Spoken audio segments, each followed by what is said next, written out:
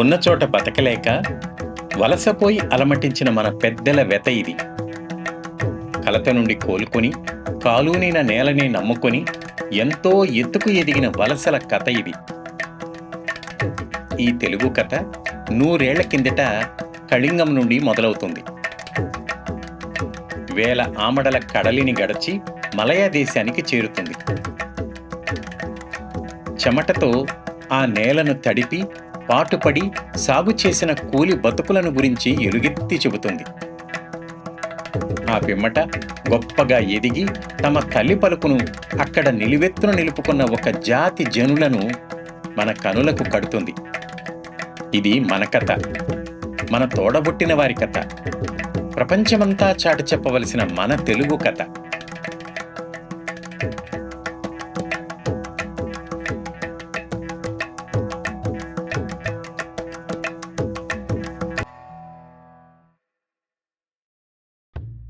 తెల్లవారు మన భారతదేశాన్ని మలయా దేశాన్ని కలిపి ఏలుతున్న కాలంలో ఆ దేశంలోని నేలలు కొబ్బరి, రబ్బరు తోటలకు అనువైనవిగా గుర్తించినారు. ఆ తోటల పెంపకానికి వాళ్లకు నేర్పరులైన కూలివాళ్లు కావలసి వచ్చినారు. అప్పటి మలయా వారి దగ్గర తోటల పని నేర్పరితనం లేదు.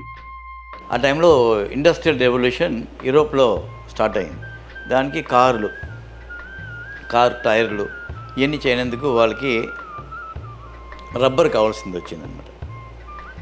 అప్పుడు ఈ రబ్బర్ ఎక్కడ బాగా పండుతుందంటే ఇలాగ ట్రాపికల్ క్లైమేట్స్లో మలేషియా, బర్మా, థాయిలాండ్, ఇండోనేషియా ఇలాంటి ప్రాంతంలో ఎక్కువ పండుతుంది. దీన్ని పండించేందుకు కార్మికులు కావాలి.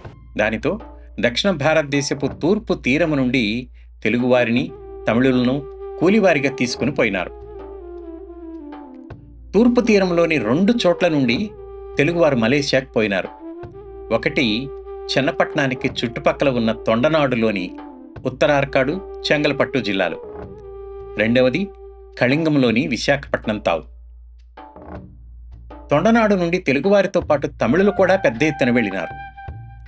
కొన్ని కారణాల వలన తొండనాటి తెలుగువారు మలేషియాలో కూడా తెలుగుకు ఎడమై తమిళాన్ని హత్తుకొనేసినారు. కానీ వెళ్ళిన తొలి నాళ్ల నుండి కూడా కళింగం తెలుగువారు తల్లి పలుకైన తెలుగు కోసం తప్పించినారు. ఆ తపనని ఇంకా కొనసాగిస్తున్నారు.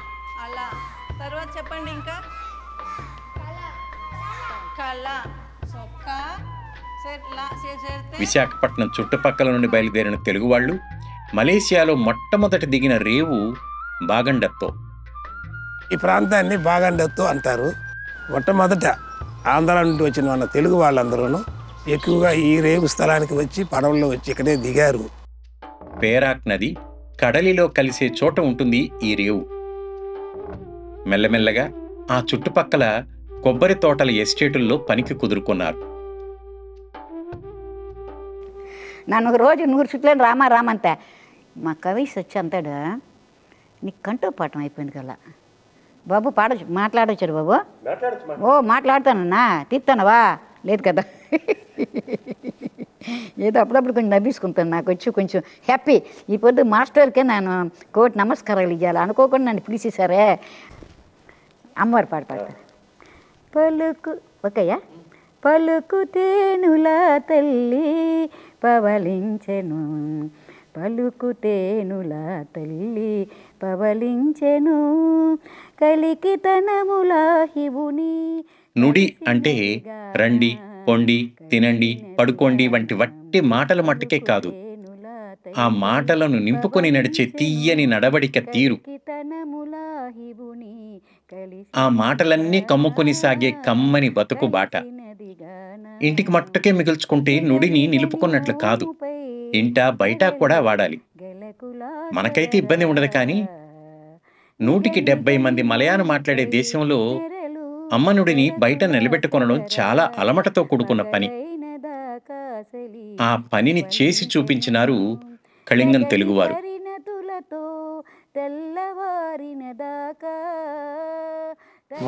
మన పిల్లలకి తెలుగు లేకుండా పోతుంది అని చెప్పి మలేషియా తెలుగు సంఘం, అదే ఆనాడు అది మలయా ఆంధ్ర సంఘం ఉండేది. మలేషియా ఏర్పడిన తర్వాత మలేషియా తెలుగు సంఘంగా దానికి పేరు మార్చుకొని మన పిల్లలకి తెలుగు తప్పనిసరిగా తల్లి భాష నేర్చుకోవాలన్న ఒక కోరికతో వారానికి ఒక రోజు దాదాపు ఒక 2 గంటల సేపు ప్రతి ప్రాంతంలోనూ తెలుగు తరగతులను నడిపించారన్నమాట. తెలుగు పిల్లల్లో ఒక చోట గుమిగు ఒక్కడు చేర్చి వారికి తెలుగు బోధించేవారు. ఆ విధంగా ఇలాంటి వారికి కూడా జరుగుతూ ఉన్నాయి. ఇట్లా ఎన్ని చోట్ల జరుగుతుంది? దాదాపు మలేషియాలో 30 ప్రాంతాలలో తెలుగు నేర్పించబడుతూ ఉంటాయి. ఇక్కడ ఏంటని రాసింది, తల్లిదండ్రులను విడవకు, మాతృభాషను మరువకు. అంతే, మన తల్లిదండ్రుల్ని మన మాతృభాషను కూడా మనం కాపాడుకోవాలి, వాళ్ళు వదులుకోకూడదు. తల్లిని మనం మర్చిపోవడం మన భాషను మర్చిపోవడానికి అవుతుంది. బడిలో అక్షరంగా, గుడిలో భజనగా మట్టుకే కాదు, కళలుగా కూడా నిలబెట్టుకున్నారు తెలుగును.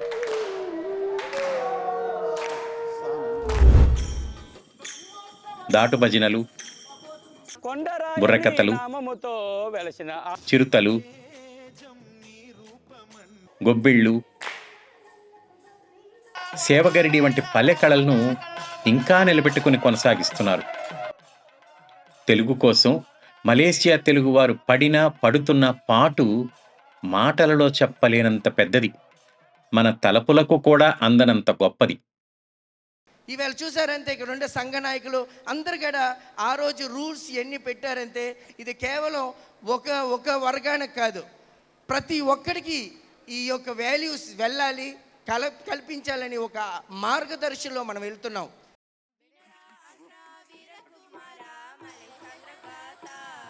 వారి వేదనను, వెతలను మనం తలకెత్తుకొని మోయనక్కర్లేదు, కానీ వారిని గుండెలకు హత్తుకొని మీకు మేమున్నాం అనే నమ్మకాన్ని ఇవ్వడం మన కనీస ధర్మం కదా. ఏమంటారు? దాని పేరే ఆంధ్రదేశమని అందరూ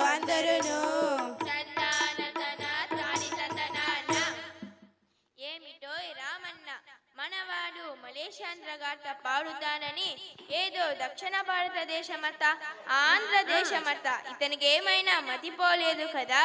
లేదో ఈ సోమన్న సరిగా వినవోయ్. ఆంధ్రులు మలేషియాకు ఎలాగ మన పూర్వీకులు వచ్చారో వారి పూర్వకథ చెప్పబోతున్నారు. అది గది సంగతి అర్థమైంది.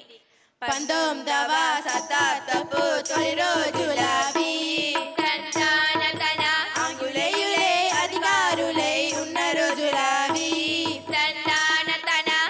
త్యాగులు తండ్రి తెలుగుదేశం మాది, కౌలు గాయకులు గణత చెందిన